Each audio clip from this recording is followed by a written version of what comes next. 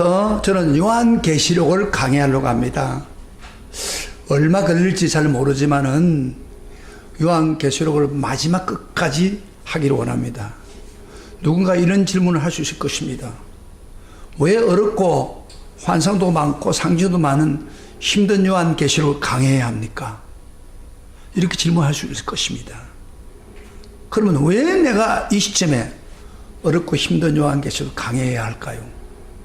저는 두 가지 이유 때문입니다. 첫째는 오늘 대부분의 이단들이 모두가 요한계시록을 가지고 자기 멋대로 해석해서 순진한 성도들을 유혹하는 수단으로 삼는다는 것입니다.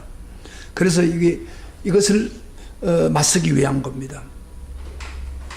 여러분, 계시록은 상징적 요소가 너무 많죠.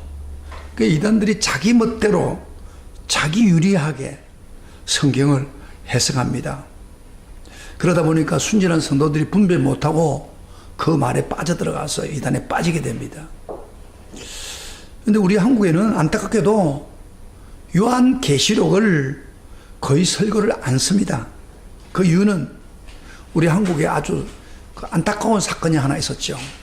우리가 잘 아시다시피 1990년 10월 28일에 그 다미 선교회라는 이단 종파가 예수님이 재림한다 해가지고 신문에 내고 방송에다 선전을 해가지고 했는데 그때 오지 않았어요. 그러다 보니까 한국 사람들은 미래의 주님이 재림하는 것에 대해서 아주 부정적인 시각을 갖고 있습니다. 그러다 보니까 대부분 목사들은 계시록 설교를 회피하고 있습니다. 장로교의 어떤 창시자로 갈 수 영향을 끼친 칼빈도 모든 성경은 주석했지만은 계시록 1장부터 3장까지만 하고 그만두었습니다. 이런 상황에서 제가 요한계시록을 제가 목회 1년 남았는데 이 기간에 이 설교를 하려고 하는 결정적인 이유는 사실은 제게 굉장히 아픈 사건이 있습니다. 제가 직접 전도를 하고 저와 같이 첫 개척을 했던 동서가 있습니다. 그 동서와 처제가 바로 이 이단에 빠져가지고 지금 안타까운 심정에 있습니다. 이단 신천지에 빠졌어요. 그 신천지는 요한계시록을 매주마다 강의합니다. 그리고 자기 입장에 맞춰가지고 계시록을 해석을 합니다. 신천지 교주는 이만희는 자기를 성령이라 말하고 자기가 해석한 계시록만이 옳다고 그렇게 계속해서 설교하고 있습니다. 그래서 저는 이렇게 유혹받는 사람들을 없애기 위해서라도 제가 우선 요한계시록을 성경적으로 복음적으로 올바르게 요한계시록을 강의할 필요성이 있기 때문에 제가 요한계시록을 강의하는 이유입니다. 또 한 가지 더 이유는 이 하나님이 복을 주시기 때문입니다. 요한계시록 1장 그 3절에 보세요. 오늘 본문 읽은 중에서 같이 한번 읽어봅시다. 소리를 내서 읽어봅시다. 시작. 이 예언의 말씀을 읽는 자와 듣는 자와 그 가운데 기록한 것을 지키는 자는 복이 있나니 때가 가까움이라. 이 계시록의 예언을 읽는 자, 듣는 자가 복이 있다고 성경은 말하고 있죠. 왜? 세상이 가까우기 때문에. 그리고 한 번만 이렇게 이야기한 게 아니라 요한계시록 서론에서만 이야기한 게 아니고 예수님이 갤론 부분에 가서도 다시 강조했습니다. 22장 7절 한번 다시 봐요, 여러분들. 계시록 22장 7절 갤론 부분에 가서 보라, 내가 속히 오리니 이 두루마리의 예언의 말씀을 지키는 자는 복이 있나니라. 우리 예수님이 두루마리에 기록된 요한계시록을 읽고 지키는 자가 복이 있다는 겁니다. 우리 예수님 직접 말씀한 겁니다. 그래서 제가 계시록 말씀을 여러분에게 열심히 강의를 할 때에 어떻게 효과 있게 우리 성도들이 말씀을 잘 듣고 복을 받을까 생각을 하는 중에 먼저 여러분들이 계시록을 매주 한 번 정도를 지금부터 계속해서 읽으십시오. 그리고 또 제가 설교하는 것을 잘 들으세요. 그러면은 이 계시록을 밝게 알게 되고 여러분에게 복을 받게 되는 겁니다. 그래서 제가 여러분이 요한계시록을 잘 듣게 하고 잘 알리기 위해서 제가 그 요한계시록 끝나는 마지막 날에 여러분들에게 테스트를 하겠습니다. 제가 강의했던 것과 또 요한계시록 내용을 가지고 테스트를 할 때 그때 잘 듣고 잘 대답하는 사람은 1등 하는 사람에게는 제가 거금 100만 원을 상금으로 주고, 그리고 2등에게는 60만 원, 3등에서는 40만 원을 주겠다고 여러분에게 목사로서 약속합니다. 누구나도 참석할 수 있습니다. 오늘 여기 참석한 모든 성도들, 심지어 제 집사모도 할 수 있고, 또 유튜브를 통해서 계속 듣는 사람들도, 요한계시록 강해를 듣는 사람들도 자격을 주겠습니다. 그때 만약에 마지막 주에 오면은 아마 여러분에게 시험 칠 수 있는 기회를 드리겠습니다. 그런데 요한계시록을 많이 읽으면 읽을수록 제가 그 점수에 가산점을 주겠습니다. 그래서 여러분이 요한계시록을 읽다 보면은 좀 어려운 것도 있잖아요. 상징적이고 환상이고 해석하기 어려운 것들, 이런 것들을 여러분들이 지금은 읽을 때 굉장히 힘들 거예요. 그러나 열심히 들으면은 반드시 거의 분명해질 것입니다. 그러면은 여러분의 테스트에 좋은 성적을 거둘 수 있습니다. 여러분이 저를 통해서 상금만 받을 뿐 아니라 우리 예수님 주시는 놀라운 축복도 받게 되는 것입니다. 이거 얼마나 수지 맞는 일입니까? 우리 선배 중에 이 요한계시록이 귀중한 걸 알고 초대교회 부흥을 이끈 길선주라고 하는 목사가 요한계시록을 1만 번 이상 읽었답니다. 대단하잖아요. 10,000번. 요한계시록만. 그리고 주석 정건을 기록한 저의 은사인 박윤선 목사님은 요한계시록을 한글로 달달달달 외우고 영어로도 다 외웠답니다. 그래서 우리 선배들은 요한계시록을 사랑하고 요한계시록을 열심히 읽고 그것에 붙들고 살면서 핍박에서 승리하며 살았습니다. 우리도 요한계시록을 열심히 읽고 열심히 말씀을 들을 때 여러분 반드시 승리의 삶을 살 수 있다고 저는 확신합니다. 자, 제가 요한계시록을 구체적으로 서론적인 부분을 오늘 설교를 하려고 하기 전에 먼저 요한계시록이 전체적으로 어떤 책인가, 전체 흐름을 좀 여러분에게 알아야 될 것 같아서 제가 그 부분을 좀 먼저 말씀드리고 서론적인 부분을 설교하겠습니다. 오늘 본문 1절부터 3절이 서론이라고 한다면은 4절부터 22장 5절까지가 본론이 내용입니다. 본론 내용이고 계시록의 결론은 22장 6절부터 마지막 절까지입니다. 우리 예수님도요 직접 세례 요한을 만나가지고 사도 요한을 만나가지고 이렇게 했어요. 세 가지를 기록하라고 했습니다. 1절 우리가 19절 한번 봅시다. 다 같이 시작. 그러므로 내가 본 것과 지금 있는 일과 장차 될 일을 기록하라. 여러분 세 가지 기록하라고 했죠. 하나는 내가 본 것. 이게 뭐냐면 1장에서 예수님을 만났던 그 모양을 기록하라는 겁니다. 그 다음에 지금 있는 건 뭐냐? 바로 7교회, 소아시아 7교회에 일어나고 있는 일들을 예수님이 대답하고 있는 내용들입니다.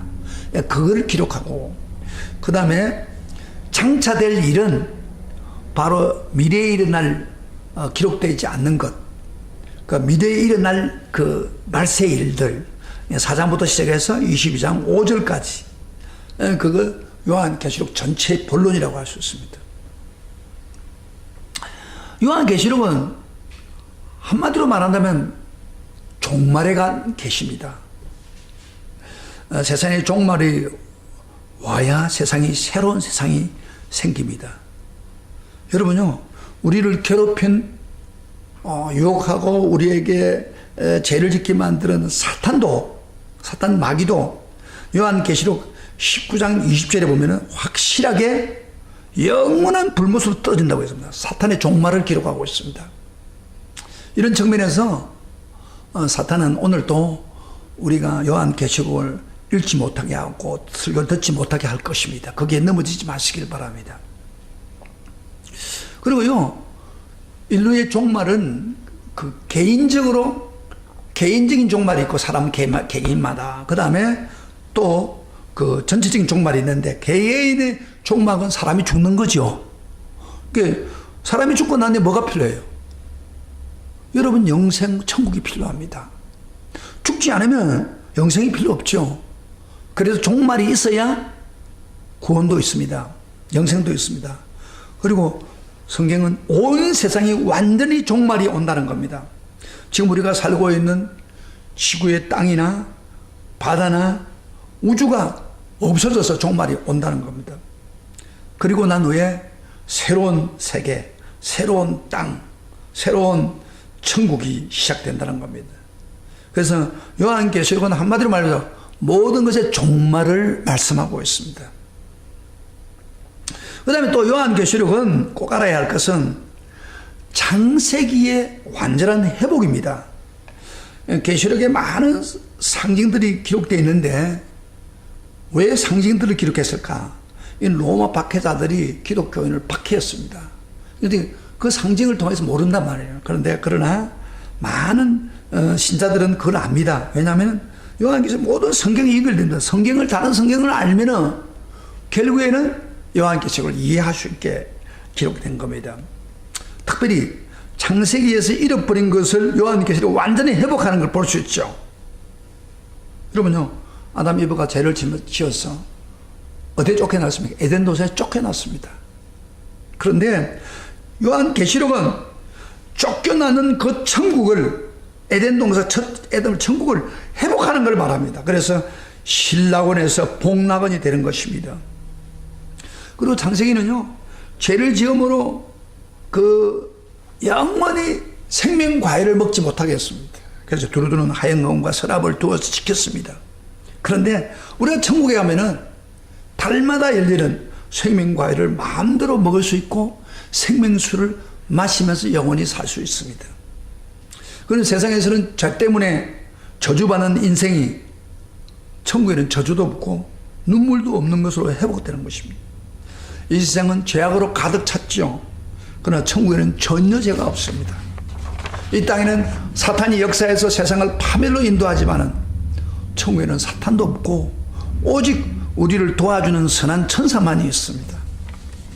이 땅에서는 하나님을 가끔 만나고 동행하지만은, 그러나 천국에서는 하나님과 주님을 가장 가까이 모시고 항상 동행합니다. 천국에는 전기와 등불이 없습니다. 왜냐하면 우리 주님이 자신이 빛이 되기 때문입니다. 이 세상은 아픔과 죽음과 이별이 있죠. 그러나 천국에는 아픔과 눈물이 없습니다. 고통도 없습니다. 죽음도 없습니다. 영원히 주님과 같이 우리 육체가 부활해가지고 예수님처럼 부활해서 부활체를 입고 기쁨과 평강만이 영원히 사는 파라다이스입니다. 이건 제 이야기가 아닙니다. 요한계시록에 분명히 언급하고 있습니다. 우리 한번 찾아볼까요? 요한계시록 21장 1절부터 7절까지 우리 소리 내어서 한번 읽어봅시다. 창세기의 완성입니다.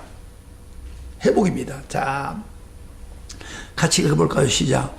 또 내가 새 하늘과 새 땅을 보니 처음 하늘과 처음 땅이 없어졌고 바다도 다시 있지 않더라.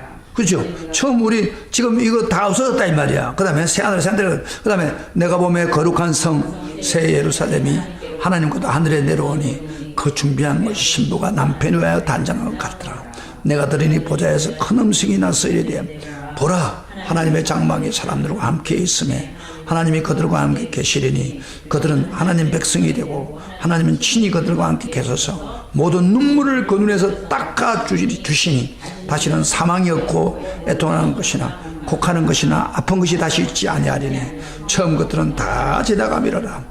보좌에 앉으시니가 이르되 보라, 내가 만물을 새롭게 하노라 하시고 또 이르시되 이 말은 신실하고 참되니 기록하라 하시고 또 내게 말씀하시되 이루었도다. 나는 알파와 오메가요 처음과 마지막이라. 내가 생명수 생물을 목마른 자에게 값없이 주리니 이기는 자는 이것들을 상속으로 바르리라. 나는 그의 하나님이 되고 그는 내 아들이 되리라. 분명히 그래 놨죠. 아까 제가 말씀했던 게 다 나오죠. 그 다음에 요한계시록 22장 1절부터 7절까지 다시 봅시다. 봅시다. 이거 더 자세히 나옵니다. 또 그가 수정 같은 맑은 생명수의 강을 내게 보이니 하나님과 및 어린 양의 보좌로부터 나와서 길 가운데 흐르더라. 강 좌우에 생명의 나무가 있어 12가지 열매를 맺되 날마다 그 열매를 맺고 그 나무 잎사귀 들은 만물을 치료하기 위해서 있더라. 다시 저주가 없으며 하나님과 그 어린 양의 보좌가 그 가운데 있으려니 그들의 종들이 그를 섬기며 그의 얼굴을 볼 터이요 그의 이름도 그들의 이마에 있으리라. 다시 밤이 없겠고 등불과 햇빛이 쓸데없으니 이는 주 하나님 그들에게 빛이시리라. 그들이 세세토록 왕노릇 하리로다. 또 그가 내게 말하여 이르기를 이 말은 신실하고 참된지라. 주 곧 선자들의 영의 하나님이 그의 종들에게 반드시 속히 될 일을 보이려고 그의 천사를 보내시도다. 보라 내가 속히 오리니 이 두루마리의 예언의 말씀을 지키는 자는 복이 있으리라 하더라. 그렇죠. 여기에 생명과일 생명수를 마시는 그런 이야기를 영원한 천국에 대한 놀라운 묘사가 되어 있습니다. 그래서 창세기에 있던 것을 완전히 회복하는 겁니다. 자, 그러면 제가 서론적인 본문의 말씀을 좀 구체적으로 좀 강의를 하겠습니다. 요한계시록은 한마디로 말하면 이런 말입니다. 하나님께서 종말에 예수 그리스도를 통해서 이루어질 구속의 역사의 완성에 대한 비밀을 요한을 통해서 자기 백성에 공개한 것입니다. 다시 한번 계시록은 하나님의 종말에 예수 그리스도를 통해서 이루어질 구속의 역사의 완성의 비밀을 요한을 통해서 자기 백성에 공개한 겁니다. 그러니까 이건 누구든지 이해할 수 있고 들을 수 있고 알 수 있습니다. 귀를 기울여 들으면 이 하나님의 말씀을 이해할 수 있습니다. 그래서 요한계시록은 초대교회 예배 시간에 가장 많이 낭독되었던 성경으로 알려져 있습니다. 자, 그러면 이 책이 어떤 책인가? 1절부터 3절에 서론에서 요한계시록이 어떤 책인가, 중심되는 내용이 무엇인가를 밝혀주고 있습니다. 1절 한번 같이 읽어봅시다. 다 같이 소리를 내서 시작. 예수 그리스도의 계시라. 이는 하나님이 그에게 주사 반드시 속히 일어날 일들을 종들에게 보이시려고 그의 천사들을 그 종료 안에게 보내어 알게 하신 것이라. 여기 계시의 유래와 내용을 이야기하고 있는데 1절에 예수 그리스도의 계시라고 그랬어요. 예수 그리스도의 계시. 여러분, 계시란 말이 무슨 말입니까? 원어에 보면은 아포칼립시스라는 말인데 이게 감춰진 것을 열어놓다 그런 뜻입니다. 나타내줬다 이 말이에요. 하나님께서 베일에 감춰두었던 것을 드러내는 것이 계시입니다. 바로 이 계시가 바로 예수 그리스도의 계시라는 것입니다.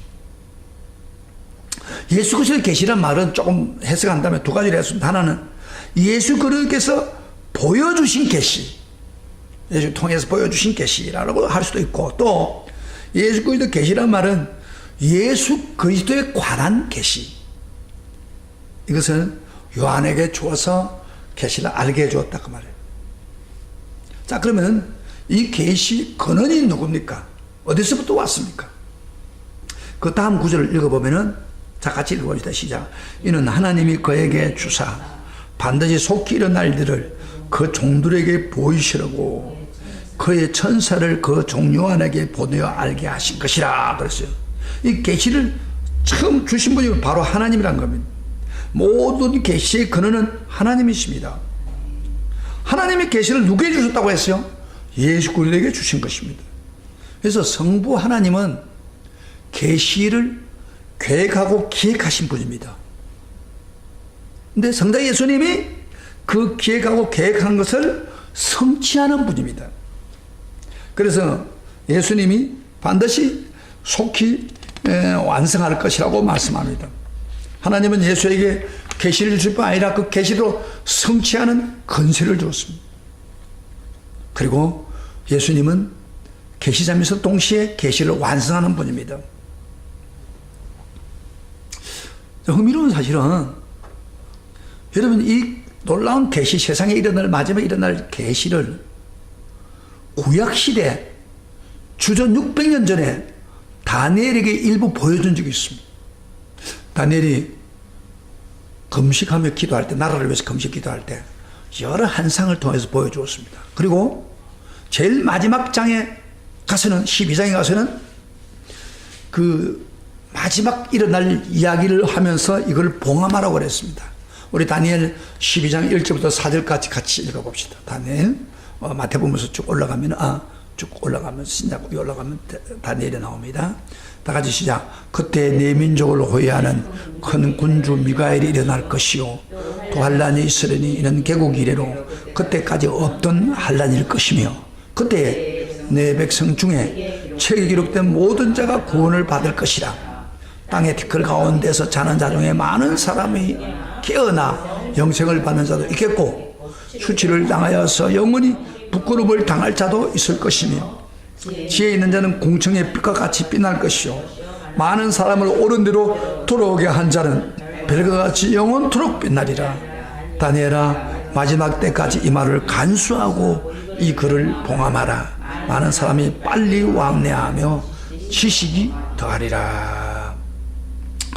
여기 마지막 때 일어날 이야기를 언급하고 있죠. 그래서 기록된 자, 생명에 기록된 자는 구원받고 땅의 티끌 가운데 있는 사람도 깨어난다. 이 말을 뭐예요? 부활할 것을 말하고 있어요. 그러나 수질에도 영원히 부끄러움을 당하 지옥 갈 사람도 있다. 그런 이야기를 합니다. 그러면서 다니엘 보고 마지막 하는 말이 마지막 때까지 이 말을 간수하고 이 글을 봉함해라 그랬습니다. 여기 중요한 말이에요. 다시 말하면 뭐냐면 하나님 볼 때 다니엘 때의 세상의 마지막을 다 이야기할 수 없다는 겁니다. 아직 마지막에 가까이 오지 않았으니까. 그래서 봉함했던 것을 우리 예수님 요한계시록 읽어보면은 그 봉함되어 있는 것을 우리 예수님이 계시록 5장에 보면은 7인의 봉함의 비밀을 예수님이 7번을 하나 뗍니다. 그래서 말세의 비밀을 알려주고 있는 거예요. 할렐루야. 그래서 그동안 그 봉함되어 있는 것을 드러내줬기 때문에 누가 드러냈어요? 예수를 다 드러내거든요. 그래서 예수의 계시라는 것입니다. 여러분, 이 계시는요, 속히 될 일을 말씀했다고 해서 속히 일어날 일을 미래에 말하는 겁니다. 근데 아직도 일어나지 않았죠. 여기 속히 일어난다는 말은 무슨 이야기입니까? 빨리 일어난다는 의미도 되지만은 이 말은 원어로 보면은 갑자기 일어난다 그러냐. 갑자기 예수님이 오신다고 말해요. 지금이라도 주님 이 계시로 이루어질 수도 있어요. 근데 아직 성취되지 않았어요. 2000년 세월이 흘렀지만 성취가 안 됐어요. 그렇지만 반드시 필연적으로 임박하게 이루어진다는 것을, 종말 사건이 이루어진다는 것을 이야기하고 있는 겁니다. 사람들이 물리학적 시간 개념으로 이 말씀 생각하기 때문에 의문점을 가집니다. 하나님이 2000년 전에 반드시 속히 될 일이라고 하는데 어찌하여 아직도 이루어지지 않습니까? 하고 의문을 던질 수 있었죠. 그렇죠?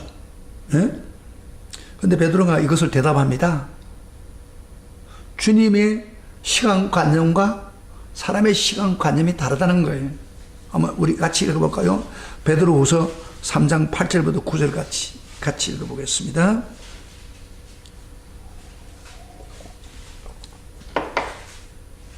지금 녹음되는지 모르겠다. 다시 시작. 사랑하는 자들아, 주께서는 하루가 천년 같고 천년이 하루 같다는 이 한 가지 잊지 말라. 주의 약속은 어떤 이들이 더디다고 생각하는 것 같이 더딘 것이 아니라 주께서 너희를 대하여서 오래 참으사 아무도 멸망하지 아니하고 다 회개하기에 이르기를 원하노라.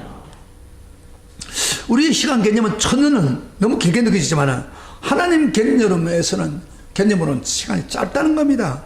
하나님의 시간 개념에서는 천년이 하루 같다는 겁니다. 우리 개념으로 볼 때는 2000년은 세월이 길지요. 그러나 하나님 볼 때는 긴 거 아니에요. 그런데 왜 하나님이 참으신다고 그랬어요? 더디 옵니까? 그 이유가 아무도 멸망치 않고 다 회개하여 구원받기를 원하는 하나님 마음이 있기 때문이라고 그렇게 말씀하고 있는 것입니다. 그래서 우리 주변에 안 믿는 사람 있죠? 얼마나 많습니까?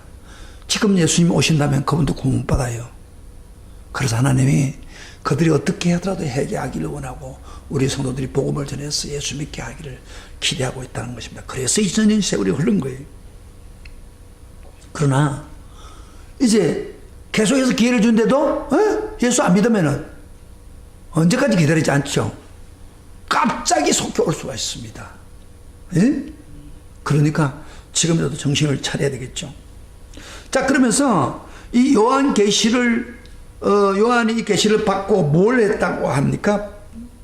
1절에 보면은 요한은 하나님 말씀과 예수 그리스도의 증거, 자기가 본 것을 다 증언했다. 하나님 말씀, 그 다음에 예수님이 증거해 주던 걸 다 증언했다. 이게 우리 계시록입니다. 그래서 우리가 요한의 말씀을 들을 때 그 말씀을 하나님 말씀으로 예수 그리스도의 말씀으로 받아들여야 됩니다. 그 당시는 요한 계시록을 예배 때마다 공예배 때마다 계시록의 말씀을 듣고 낭독하고 아멘하고 받아들였습니다. 그 당시에는요 성경을 개인적으로 가질 수가 없었어요. 오늘하고 달라요. 오늘 우리 성경을 몇 권이라도 가지고 있잖아요. 요한 계시록도 그 당시에 사람들 개인적이 가질 수가 없어요. 교회에 둔 겁니다. 뭐 이런 이야기 했잖아요. 성경 66권을 만약에 그 당시에 기록을 한다면은 그 두루마리, 양 가죽 두루마리를 어떻게 해서 양 300마리를 잡아 죽여서 그 가죽을 가지고 만들어야 된다는 겁니다. 그리고 두루마리의 성경 전체를 기록하려면 꼬박 3년이 걸린다면 3년이. 그러니까 그 성경을 가지고 있을 수 없어요. 개인적으로. 요한계시록도 마찬가지입니다. 그러니까 얼마나 귀합니까? 한 권을 가지고 각 교회마다 돌아가면서 계시를 읽었습니다. 그리고 듣고 얼마나 귀중하겠습니까? 신중하게 듣고 새기고 그런 사람이 복이 있다고 말해요. 다행하게도 감사하게도 16세기에 구텐베르크가 활자를 발명해서 인쇄술이 발달되어 성경의 각 나라 말로 번역해서 우리 소리도 한국말로 번역한 게 우리에도 들어왔잖아요. 다시 말하면 예수 그리스도 계시 감춰진 신비한 비밀의 책이 우리 손에 들어온 거예요. 그런데 오늘날 이런 귀중한 그리스도의 계시인 요한계시록을 우리가 마음껏 볼 수 있지만은 그럼에도 불구하고 요한계시록을 보지 않는다는 겁니다. 이게 얼마나 안타까운 거예요. 얼마나 어리석습니까? 정말 안타깝죠. 요한계시록을 통해서 마지막에 일어날 게 펼쳐놨는데 이걸 보지 않으니 안타깝고 이걸 설교 듣지 못하니 안타까운 거예요. 그러므로 이 귀중한 요한계시를 통해서 계시를 직접 보고 지키며 우리는 복이 있는 사람이 됩니다. 제가요 요한계시록을 수십 번 읽어봤어요. 읽어봤는데 잘 이해가 안 되긴 너무 많더라고요. 상경 여러분도 아시지만. 그래서 제가 신학교 들어가가지고 어떻게 하면 요한계시록을 좀 알 수 있을까? 제가 가르치는 어떤 사람인가 하고 하다가 제가 그 신학을 다닐 때 그 박윤선 박사라고 하는 분이 요한계시록 특강을 한다고 해서 제가 내 시간을 빠져가면서 청강을 들으려고 쫓아다닌 적도 있습니다. 근데 정확하게 요한계시록을 설교한 사람이 없더라고요. 거의. 그래서 이거 너무 귀중한 책인데 그래서 제가 이 계시록을 반드시 펼쳐야겠다. 정확하게. 그리고 막 이단들처럼 막 갖다 붙이고 그러면 안 되고 정확하게 해석을 해줘야겠다. 그래서 성도들 하여금 쉽게 이 말씀 들리고 해야겠다. 그런 생각을 한 거예요. 그래서 제가 제안한 게 뭐예요? 여러분이 먼저 성경을 읽어야 돼요. 어렵다고 생각하지만 읽으라면. 읽다 보면 뭐예요? 의문점이 생겨요? 안 생겨요? 생기죠? 생기지만은 제가 강의를 쭉 해나갈 거니까 들으시면 그 말씀이 풀어집니다. 해결이 된단 말이에요. 마치 영어 원서를 읽을 때 많은 단어를 하나하나 찾으면 너무 힘들어요. 원서 못 읽습니다. 그러나 몰라도 계속 읽다 보면은 그 단어가 자꾸 반복되는 거는 뭐예요? 한번 찾아보면은 연상법을 통해서 빨리 그 기억이 되는 거예요. 그러니까 여러분들이 의문점을 가지고 계시록을 계속 읽으십시오. 저는 계속 시리즈로 설교를 해나갈 것입니다. 그러면 그 해석을 여러분 딱 깨닫는 순간 쏙 여러분 속에 들어갈 겁니다. 그래서 일주일에 한 번 이상 읽으라고 권면드리고 싶습니다. 그래서 우리가 이 계시록을 확실히 알고 이 계시록에 하나님 보여준 올바른 길을, 하나님 주신 이 길을 쫓아가면은 우리가 요한계시록을 마스터하는 마음으로 한번 요한계시록 강의를 들으시면 좋겠습니다. 사랑하는 성도 여러분, 요한계시록을 왜 제가 강의한다고 했습니까? 이단에 빠지지 않기 위해서, 또 하나는 더 주님의 복을 받기 위해서. 특별히 마지막 시대에 살고 있는 우리들은 요한계시록을 정확하게 읽고 해석하고 알고, 또 어떤 상황이 오더라도 이 계시를 따라가면은 우리 신앙은 반드시 승리할 수가 있기 때문입니다. 할렐루야. 이번 계기에 요한계시록을 완전히 터득해서 여러분 신앙을 확실히 정리하고 어떤 요구라도 이겨나가면서 마지막 때 주님을 만나는 축복 여러분의 있기를 주의 이름으로 축복합니다. 아멘. 축복합니다. 아멘.